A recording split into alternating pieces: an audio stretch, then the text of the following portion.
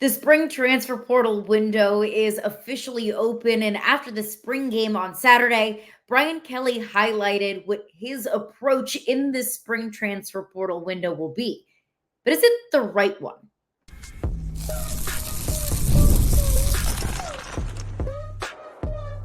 You are Locked On LSU, your daily podcast on the LSU Tigers.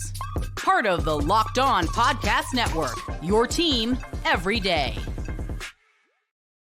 All right, what's up, y'all? Welcome into Locked On LSU. Thank you for making us your first listen every single day. We're free and available wherever you get your podcasts, which means you can also find us on YouTube as well. So you can watch in addition to listening to the podcast, but feel free to like, rate, review, subscribe, all that great stuff. Always appreciate our everydayers out there and interacting with the podcast. Today's edition of Locked On LSU is brought to you by Game Time. Download the Game Time app, create an account, and use code LOCKEDONCollege, LOCKEDONCOLLEGE,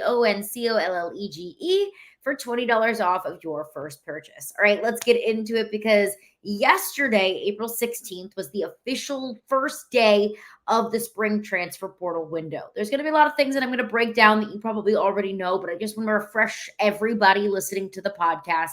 There's now two transfer portal windows, a long one in December at the conclusion of the regular season, and a span that's about 2 weeks in the spring. Now, you can enter the transfer portal at any time in those 2 weeks. You don't necessarily have to commit in those 2 weeks. You just have to say, hey, heads up, I intend to transfer, and you have to pledge that intention by the conclusion of the spring transfer portal window.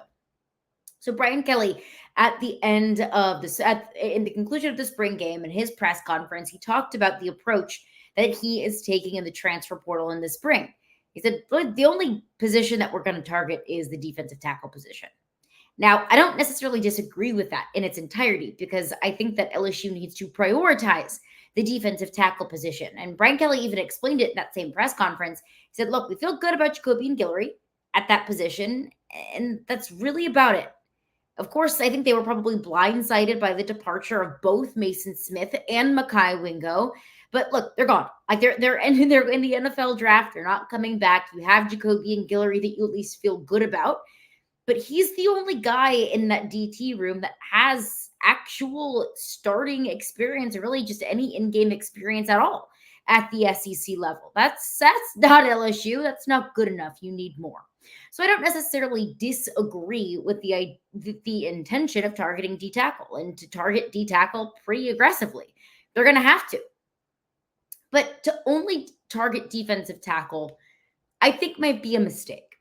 Now, look, I don't think that Brian Kelly is married to that. Like, if there is a player that enters the transfer portal that nobody really saw coming, and it's a really solid player, and a player that might be at a position of need, might not be at a position of need, but you feel like can be a game changer for you, a really, high quality player, are you going to close yourself off to the idea of potentially bringing that player in for a visit just because they don't play defensive tackle? No, I don't think that they're going to do that. And I don't think that it would be wise to do that. But I do agree with the intention of targeting D-tackle first and foremost and having that be your first priority. A couple of positions that I think would be wise of LSU to target beyond just defensive tackle is a running back. You have Josh Williams and you have Caleb Jackson in the spring. Caden Durham will come in the summer, member of the 2024 recruiting class. Trey Holly, his situation is up in the air. You don't know what his legal situation is going to look like.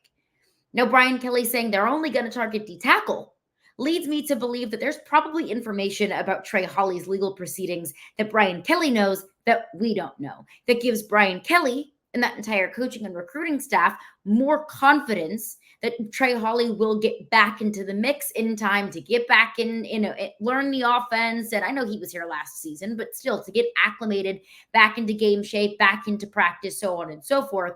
So they might know something that we don't. That they would feel comfortable going into the season with 4 running backs, of course, with the, assumption that Trey Holly would be part of that room. I think 4 is a little light, but if they're saying, look, we feel good about these guys, then so be it. But another thing to keep in mind too, another thing to consider is you don't have all the offers in the world to give. You've got limited space. You've got 85 scholarships to offer. You need to free up space if you're going to add players. Now, Brian Kelly might be evaluating his roster and where it is right now. Now, keep in mind, the numbers right now, I believe the last that I checked, LSU is now down to 85. They were at 88 going into the transfer portal window, now sit at 85 with the few subtractions that we've seen so far in the transfer portal, which we'll get into later on in the episode, and then the one addition of Gio Paez, the defensive tackle. So I believe they're now at 85. So if they want to add even more defensive tackles, which I think they absolutely positively should add more defensive tackles, you're going to have to unload some players as well. If you want to add another running back, well, that means even more players are out of the building as well. So maybe how Brian Kelly is evaluating his roster, he might say, look, we really need D tackles. Could we use another running back? Could we use a couple more members in the secondary? Could we use a couple more corners? Yes, absolutely. But not willing to have those conversations with players currently on the roster to free up more scholarship space. So that's another thing to keep in mind. You can't just give out offers all willy-nilly. There needs to be scholarship space currently on the team. Another thing to keep in mind as we go throughout this transfer portal window, traditionally, the spring transfer portal window does not have as many high-quality players as maybe the fall transfer portal window, because more than likely than not, the players that transfer in the spring are players that can't start at their existing schools or don't see a path to starting at their current schools. So they enter the transfer portal to find an opportunity to start. Sometimes it's group of 5 players that maybe were slow developers, maybe weren't the right size, maybe didn't have enough experience to play at the Power 5 level or the SEC or ACC or Big Ten level, whatever it might be, had a couple of years of experience at the JUCO level, at the Group of 5 level, and have now blossomed into a starting caliber Power 5 player. That's absolutely the case here. I think that absolutely can be the case. And what we're going to get into coming up next is the players that LSU is targeting in the portal. That could be the case for them as well. But keep in mind, when you're desperate, when you're as desperate as LSU is at the D tackle position, sometimes you lower your standards a bit. It's like dating, right? When you're desperate, you lower your standards a little bit. Same thing with the transfer portal. LSU is desperate. So there might be offers that LSU extends to players that they might not normally would have extended offers to, maybe as a recruit or maybe in the fall transfer portal window. But you know what? That's the unfortunate reality that you're looking at. You need defensive tackles so desperately that maybe you're looking around at players that you wouldn't have normally look around at. Another thing to consider as well, kind of glass half full approach to that is you got Bo Davis effect. You at least feel confident enough that you have a defensive line coach that can coach players up to their full potential. With that being said, Bo Davis is not a magician.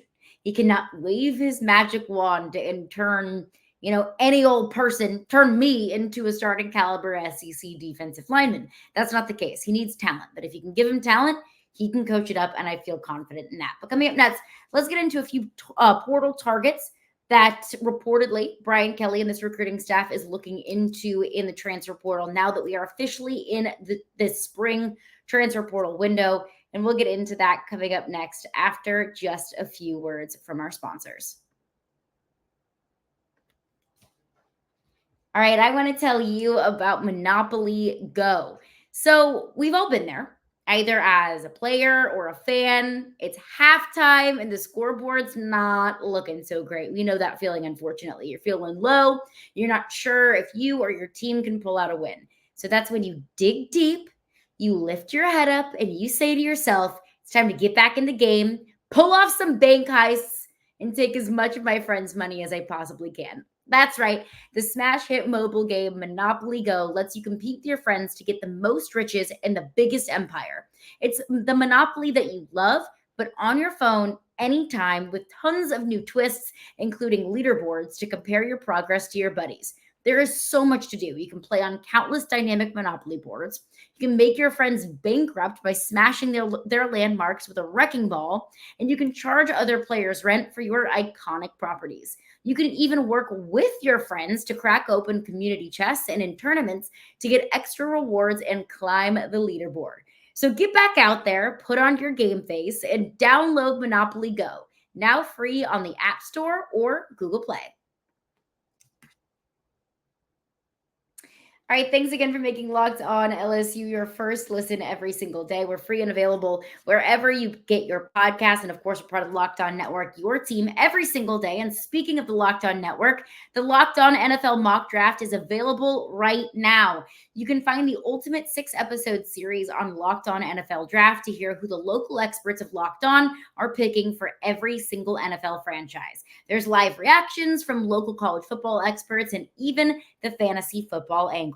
The Locked On NFL Mock Draft is available now on Locked On NFL Draft on YouTube or wherever you get your podcasts. All right, let's take a deep dive into some of these D tackles that LSU has targeted so far in the transfer portal. This is not the entire list of targets. This is not their entire big board. This is just the list of players that we know for certain have publicly posted that they have an offer or visited LSU and just the D tackles that we already know are associated to LSU in one way or another. What we do know is the grad transfer from Wisconsin, Gio Paez, he has committed. So you at least get one in the door. You can always stand to get 1, 2, if not 3 or even 4 more. I know you've got limited spots, but at D tackle, you need starters and you also need backups. You need bodies. You just need a warm body that's played the position that can play the position for you if and when you need it. So Gio Paez has committed. A couple of targets that we have seen come down the pipe over the past couple of days. Philip Bleedy, the defensive tackle from Indiana. He was in Baton Rouge this past weekend. He visited for the spring game. 6'3", 295. He's been recruited by Colorado, by Auburn, by Missouri, Oklahoma, Washington, a very highly coveted and highly recruited D tackle in this transfer portal cycle. He originally started at Texas Tech. He spent 3 seasons at Texas Tech and then transferred to Indiana, spent 1 year this past season at Indiana. At IU, he started in 11 games and played in all 12 of them, and he's been a consistent starter since the very beginning of his career at Texas Tech. He started in all 10 games in his freshman season at Texas Tech. That was the weird 2020 year where everyone except for the Big Ten played 10 games, so he started every single game as a freshman. So Philip Bleedy is a guy that has 4 years of consistent starter experience going all the way back to his freshman season in 2020. He's a guy that would be a slam dunk to get because you get a guy in here that's like, look, I got this. I know what I'm doing.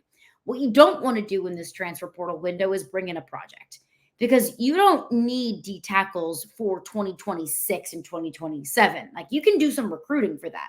You've done some recruiting for that. You need starting defensive tackles right now. And if they have 1 year of eligibility, which Philip Bleedy does, that's fine because you just need D tackles this season. You're not building a program through the spring transfer portal window. You're building a team, and you're building your team for just right now. Another player to keep an eye on is CJ West, a defensive tackle out of Kent State. He might be one of those guys that I mentioned in the first segment of group of 5 guys that maybe coming out of high school weren't the right size, didn't have enough experience, didn't have the best stats, maybe didn't have the best connections coming out of high school, started at the group of 5 level, has gotten experience, has grown, and has developed into a Power 5 player. So don't stick your nose up or scoff at some of these players that came from smaller programs like a Sean Washington, who transferred from the JUCO level. I hope he turns into a starting caliber SEC defensive lineman. We all really kind of need to hope and pray for that at this point with the state of the defensive tackle room. But CJ West could classify as one of those guys. He's been a 3-year starter at Kent State. In those 3 years, and he's been at Kent State for 4 years. He redshirted his true freshman season, saw action in a couple of games, but has been a consistent starter for the last 3 seasons. In 36 games in his career so far, 110 tackles, 19 and a half of those for loss, and 7 total sacks. This past season, 40 tackles, 2 sacks, team high in sacks. He has offers from Miami. He has offers from Michigan, Texas A&M, Arkansas, Rutgers. He's got Power 5 offers from across the country. 2 very highly coveted and highly recruited defensive tackles to keep an eye on. Another thing to keep in mind as well that might shrink your pool even more is that per the NCAA transfer rules, which as of today might be completely changed. Now, we'll get into that in another edition of Locked On LSU, some NCAA meetings that are going down that have proposed no transfer portal rules at all. But as currently constructed, in the spring transfer portal window, you cannot transfer from one school to another in the same conference. So if there's a player at Auburn or A&M or Florida or Tennessee or Vanderbilt that enters the transfer portal in the spring, they cannot transfer to LSU because that would be interconference transferring. That is not a rule that applies in the fall, the winter, fall, whatever you want to call it. The December transfer portal window. You can transfer wherever the heck you want in the wintertime. Now you cannot. So you might see some of these players from other SEC schools that enter the transfer portal, and you could say that could be a slam dunk for LSU. Off the table, off limits. So just a couple of things to keep in mind and a couple of guys to keep an eye on. Philip Ling, the defensive tackle out of Indiana, who originally started at Texas Tech. And the second one, CJ West, the D tackle out of Kent State. Coming up next, let's get into who's out. Who do you know on LSU's roster currently who has already entered the transfer portal? We'll get into that coming up next after a couple of words from our sponsors. So for more than 25 years, Yahoo Finance has been the brand behind every great investor. Whether you're a seasoned investor or you're looking for that extra guidance, Yahoo Finance gives you all the tools and the data that you need all in one place.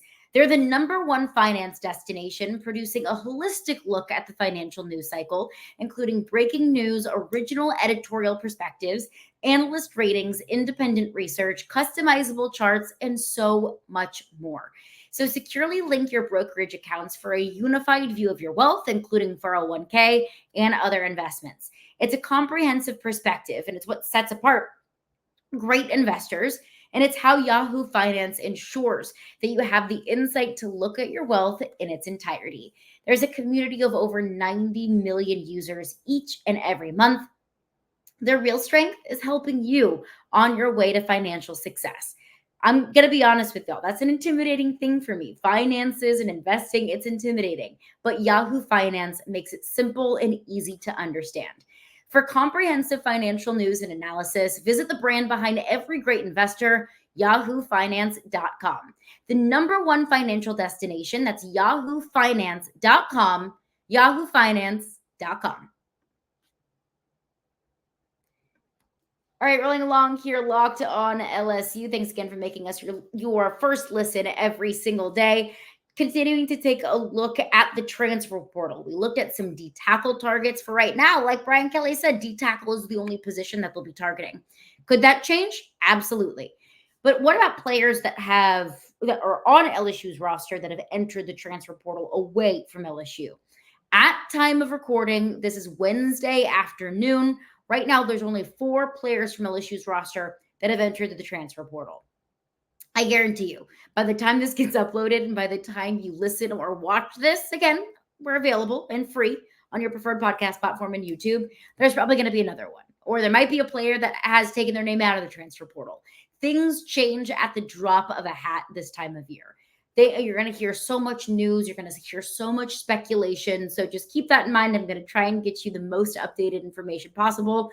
But man, I mean, it's a lot. So the first name that we heard that intended to enter the transfer portal before the transfer portal was even open was Jackson Howard, the edge rusher, a 5-star edge rusher out of the state of Minnesota in the 2023 class, the #1 recruit in the state of Minnesota in the 2023 class. He played in a handful of games this past season for LSU. He played in the bowl game against Grambling. bowl game against Wisconsin, he played against Grambling. He played here and there a handful of snaps in a couple of SEC games throughout this past season. But overall, he wasn't a fixture on the team. He wasn't a starter. He wasn't a go-to guy off the bench. Jackson Howard is a really good player, and it's a guy that you don't want to see leave, but it's a guy that probably looks at his opportunities, what he wants in his career, his goals, and he says, I don't have the path to getting that here, then I'm just buried too far on the depth chart. I'm going to go somewhere else. Maybe it's a matter of, I thought I could handle leaving home and going to Louisiana, but I really don't like it. Like, that could very much so be the case as well. A kid coming from Minnesota to Baton Rouge, that's a massive change. Is it a loss? Yes, it is. Is it going to change how I feel about this team in 2024? No, it's not. Frankly, because I didn't view Jackson Howard as being a game changer or an X factor for this team in 2024.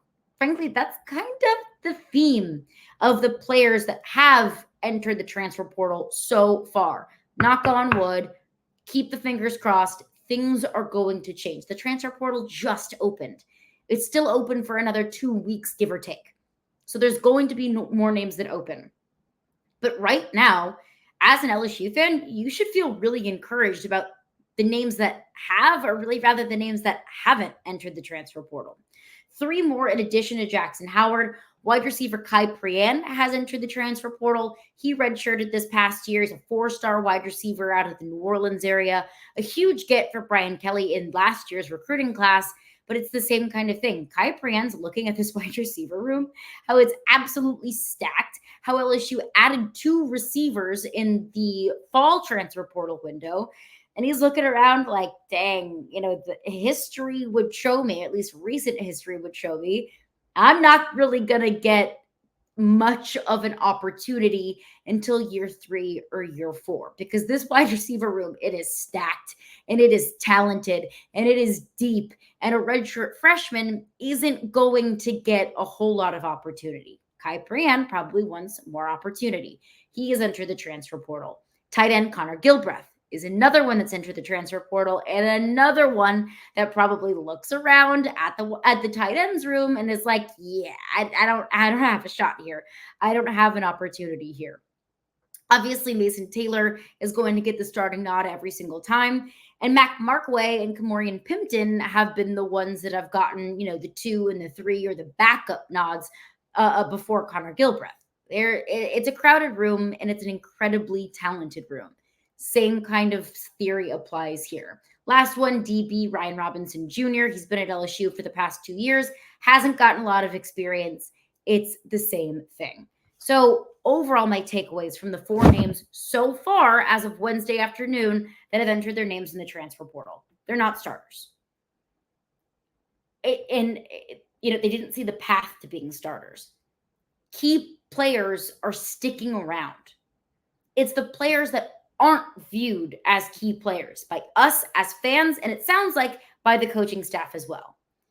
It's those players that are on the outside looking in at a starting opportunity, or really much of an opportunity to see the field at all. Those are the ones that are on their way out. Would you like depth? Absolutely. Like, I'm never going to say no to depth. Depth is always a good thing. Would I love to keep those players?